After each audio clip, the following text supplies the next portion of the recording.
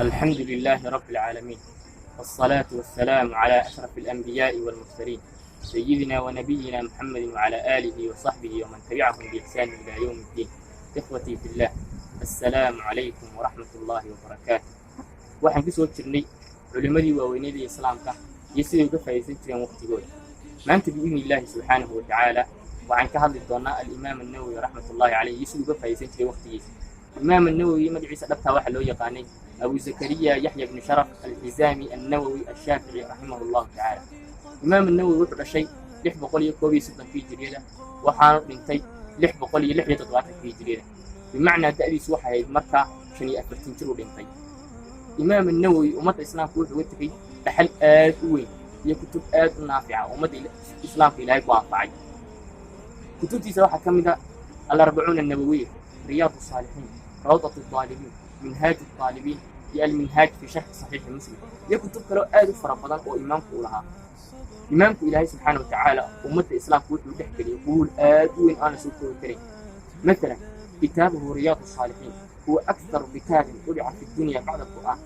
كتاب كيس الله يقانا رياض الصالحين هو كتاب وفرها بدن الدنيا اللي طابعي marka laga yimaado kitaabka quraanka kariimka macna waa kitaabka labaad ee adduunyada ugu taabacan faraha badan taasna waxa ka keentaa qubuulka ilaahay ummadda islaamka dhexdeeda u geliyay. imaam an-nawawi waxa loo yaqaanaa shaykhu shaafici marka la idlaaqo lafdiga loo yaqaan ash-shaykhayn marka la joogo madhabka shaaficiyada waxa loo jeedaa al-imaam an-nawawi iyo al-imaam ar-raafici rahimahumullahu ta'ala. imaam an-nawawi magaaladiisii nawa ayuu ku sugnaa ilaa intuu gaadhay 18 jir. nawana waa taloo nisbeeyey loogu nisbeeyey magaciisa loo yaqaan an-nawawi.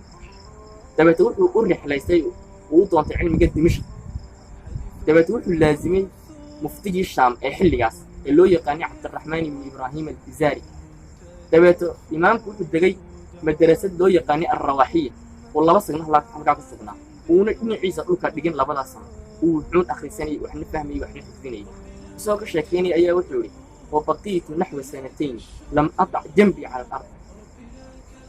2 سنة أيها هناك السجنة أو أنا إن عيق الخديجة تاسين وحكي سيسا همة السريع الإمام كلها يسد وقت يسوق في سنتري. إمام النووي رحمة الله عليه يقول قارن تري مالك كستا لبيت تون درسي. يسوق كشكيني أيها وحوري لبيت تون درسي أيها قارن تري مالك كستا.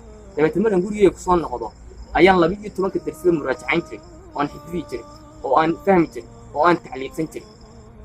إمام النووي رحمة الله عليه وطلع العنسي سؤال كوابت هاي مالين كيسي يهبين كيسة هل وقتنا حلو عبي تري هل وقتنا حلو عوني تري هل كوقتي أول عوني تري ووقتي عشاية كتب أيوة عوني تري هل وقتنا حلو عبي تري ووقت السحر الله يقانا سحورته أيوة شراب عبي تري هل كان النقطة مهمة أيها كنت تكتب إمام النووي رحمة الله عليه إن أنا أهين مش شراب وقت كاسو كعشرين إلا يكون واحد كم يمسن يتوقع جري أو عبادية علم.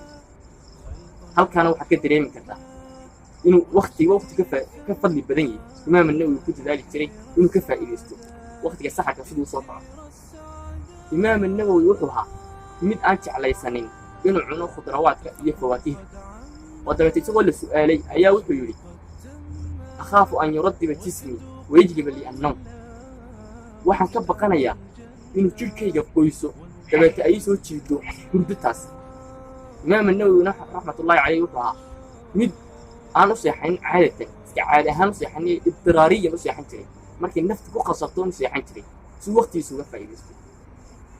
haddaba ikhwatii fillah waa inaan waqtigeena ka faa'iideysano waan kaga faa'iideysanaa waxayna anfacaya waa kii lahaa al-wasiir ibn hubayra والوقت أنفس ما عنيت بحفظه وأراه أسهل ما عليك يضيع.